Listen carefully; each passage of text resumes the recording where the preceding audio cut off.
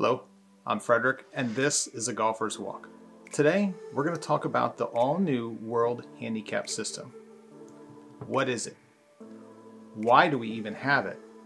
And why it's going to lower your handicap.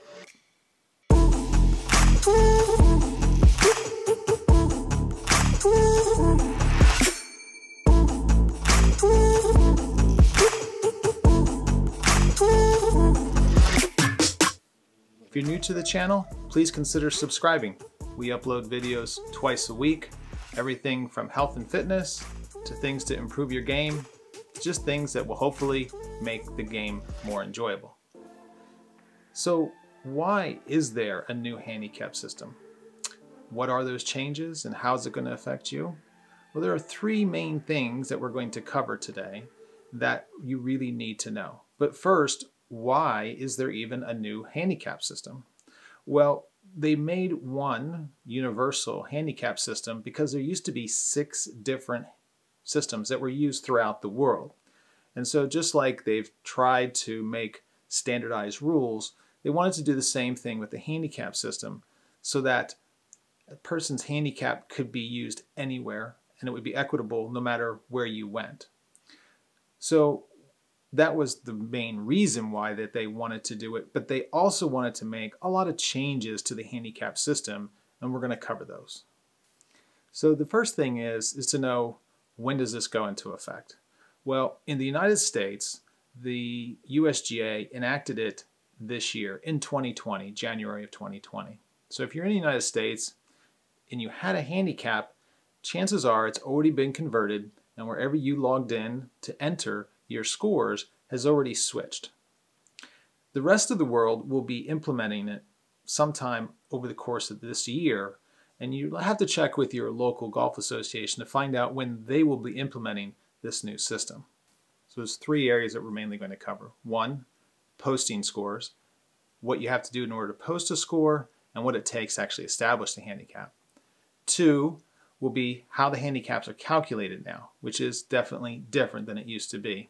And then 3, how do you calculate your handicap for the course you're going to be playing?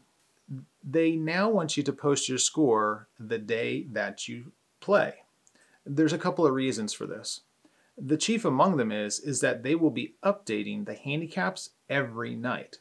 So instead of getting a new handicap on the 1st or the 15th, the way it is here in the United States, now if you play today and you post your score today, tomorrow your handicap will be adjusted if necessary to take into account that score. The other reason is because they've created what's called the playing conditions calculation. Now, this is a big term basically to state that they're going to take into the difficulty of playing that course that day. This is often referred to as they're going to take into account the weather. But really they're taking into account whatever the weather conditions would be, or maybe the conditions of the golf course are, where the pins are set. And the reason for this is because we've all gone out and played maybe on a really windy day. And it's not the same as if it's perfectly calm out, or if it's raining, or if all the pins are tucked in a lot of tough pin positions. So what they're going to be doing is they're going to be able to take the scores for that day and see how they differ from what the scores normally would be. So that's one reason. We'll get into that a little bit more in the calculations portion. All right, so when it comes to posting the score, we've always had a limit on how many strokes you can take on a given hole.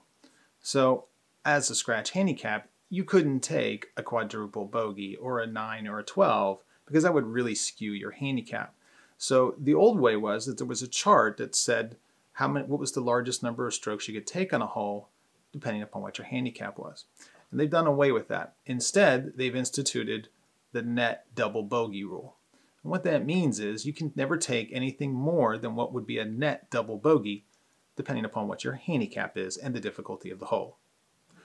So let me show you here on a scorecard. So in this case, if this player was a 7 handicap, they would receive strokes on the 7 hardest holes. So they would get a stroke here that's the 4th handicap, that's the 2nd handicap, that's the 6th handicap. So on the front 9, they would receive 3 strokes. So they had a 4, a a par, and then a triple bogey. Now this is a hole where they get a stroke, so they would have a net double bogey. So even though this is a triple, it's a net double bogey, which would be their maximum score on the hole. If we go to the next one, it's a par, then a birdie, and on this hole, they had another triple bogey, but this is handicap hole is the 8, so they do not get a stroke here. So their net right now is 8, which would be a triple, so they couldn't take that. So they would have to adjust their score to a 7 on this hole for the sake of posting, because the net double bogey is the maximum that they can take. So the next thing is that they changed the number of holes that were required before you could post a score. So it used to be that you needed 7 holes to be played to post a 9-hole score, and that has stayed the same. But it used to be if you played 12 holes, you could then post an 18-hole score. Now it's 13. So if you play between 7 and 12 holes, you're only going to post a 9-hole score. If you play 13, you're actually going to post an 18-hole score. Now, the way that they do this is that they're going to allow you to take a net par on each hole that you didn't complete. So if you played 7 holes, you would have to take a net par based on your handicap for 8 and 9. Let me show you on a card. What you have to do is you have to post what would be net pars the rest of the way, the score that would produce a net par. So in this case, because this person would get a stroke on this hole, they would have to take a 5 here, and they wouldn't get a stroke here, so they would have to take a 4. So it would have to be what would be a net par on those holes to finish out and then post their score. So in this case, because they had to take a stroke off here for the adjustment, and because they had to do that, they would have been 3, 2, 3, 4, 5 over. So they would have shot up, they would post a 40. If you played and you did get all the way to number 13 and you finished it, let's say 4, and then a birdie, a bogey, and a par. Well, now you've gotten 13 holes in, and so you would do the same thing you did on the front 9 if you only played 7. You would now finish out the rest of the 9 based on net pars. So on this side, because remember, this is a 7 handicap. So 7 handicap, we get strokes on the 5th, the 7th, the 1st, and the 3rd most difficult holes. So they would take a net, it would be a 4, net 4, a 4 for a net 4, take a 5 for a net 4 because they would get a stroke there. They would take a 6 for a net 5, and then they would take a 3 for a net 3. So in this case, it would have been 1 under even, 1, 2. So they would have posted a 38 for a 78 total. Okay, so that is really all there is for posting. The next step is calculating. How they're calculating and what is required for them to calculate a handicap. So it used to be that you had to play at least 90 holes before they'd be able to come up with a handicap. Now, it didn't matter whether they were all 18-hole or 9-hole rounds or a combination of those two. And that is still the case, but instead of 90 holes, it's now 54. Again, 18-hole, 9-hole rounds doesn't matter, or any combination, but now the threshold has been lowered to 54. And the reason for that is that they know that if you do have a handicap, you tend to play more. And most people, when they go out, they'll have some kind of friendly match or game in which a handicap is required in order for it to be an equitable match. So when it came to calculating, what they've historically used is your last 20 scores, and they're still using that. But they used to take your 10 best of your last 20 scores. Now, instead, they're going to be using your best 8. And the reason, again, is because they think that it better reflects your overall ability to play. This is why your handicap is going to go down unless the 8th, 9th, and 10th scores that you had in there were all exactly the same. So another thing that has changed is the maximum handicap. Now, there used to be two different maximum handicaps, one for male, one for female. So the men's used to be 36.4 and the women's was 40.4. And then they've done away with that, and they said the maximum handicap now is 54, regardless of male or female. So now that we've got all the scores in and we know how they're going to do that, there are a few things that have changed, primarily to kind of control someone's handicap, minimize the fluctuation, let's say. All right, so what they've instituted are two different areas to control the movement of a person's handicap, and depending upon how bad or how good their scores are. The first one there's caps. There's a soft cap and a hard cap. The soft cap says that if your handicap rises by 3 strokes over a 12-month period, then after that 3 strokes, it will only go up at 50% of what it normally would. So it's going to slow down that rate in which your handicap rises. The hard cap is that it will not go up more than 5 shots in a 12-month span. Now, the reason for this is they do not want real high fluctuating rounds, and just because you don't play well maybe for a couple of weeks, they don't want someone's handicap to go way up when it doesn't reflect what they really can play. Again, that's really the point of the handicap, is to establish the ability of the player and where they should be shooting. Now, of course, if this happens to continue for a long period of time, then your handicap will continue to go up. So the next thing that they instituted is what's called the exceptional scores reduction. So what is an exceptional score? Well, the USGA, or the World Handicap System, has established that in 2 different levels. First, if you shoot a score that beats your index somewhere between 7 and 9.9 shots, then they're going to do a special calculation. What is that? They're going to look back over your 20 scores that you posted. So you have your one that was super low. They're going to go back on the previous 19, and they're going to reduce each score by 1 stroke. So in essence, that's really going to lower your handicap by an additional shot besides the impact of that score.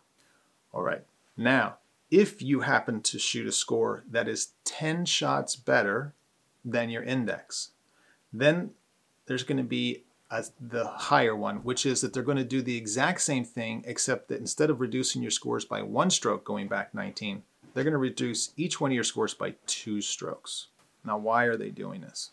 Well, they feel that if you are able to shoot that far below your index, then really all of your other scores really weren't very accurate, didn't accurately reflect what you are able to play. And so they want to adjust all that so that your handicap index reflects better your ability. And remember, this is about helping you, but it's also about protecting everybody else, because we all know that sometimes people do manipulate their handicaps. All right, so the final area is in how you calculate your handicap to play that day. So we all start with an index, which is usually what we'll refer to as our handicap. So you may have a 7.1, but if you go to a golf course where it's very, very difficult and you're playing, long yardages and all that, that golf course may be very difficult, and so your handicap at that golf course would actually be higher. And so there was a way in which you calculated that. They're using that method, but they've added one more layer.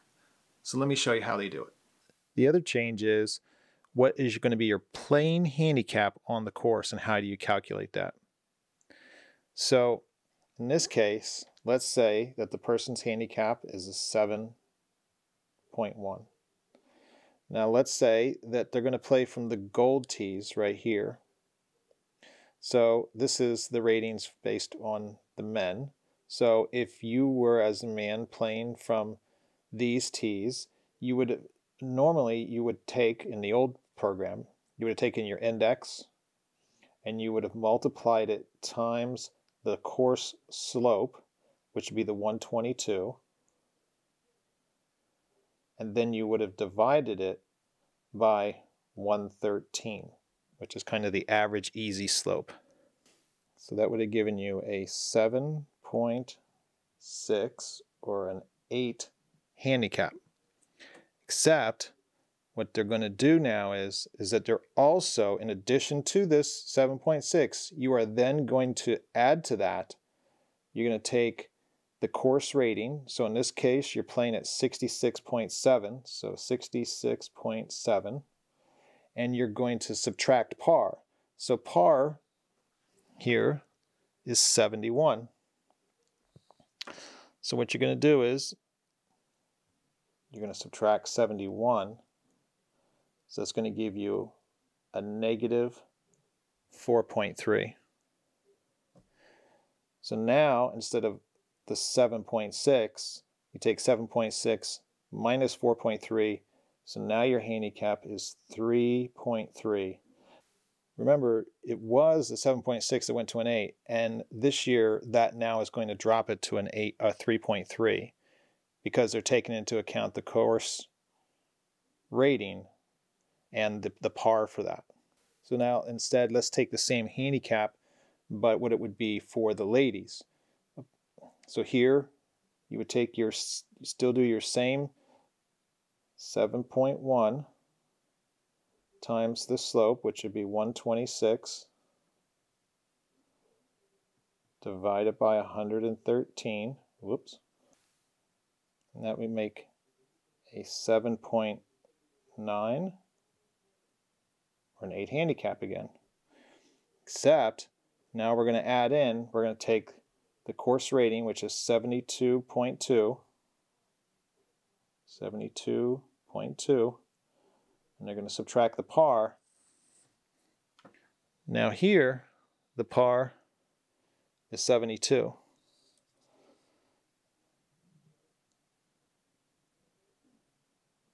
So actually it would add an additional 0.2. So in this case it wouldn't matter because they were at a 7.9. So they would have gone to an 8.1, which still leaves it as an 8. So while it may seem complicated, and I guess it is a little bit, it's really more on the back end for the calculation of the handicaps.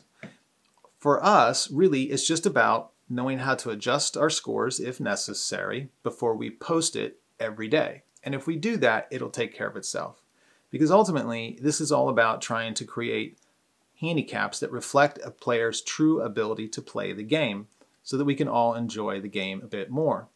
Now, there is an ability to do this on your phone. And if you click right here, I have a video that will show you exactly how to download the new app and how to enter your score.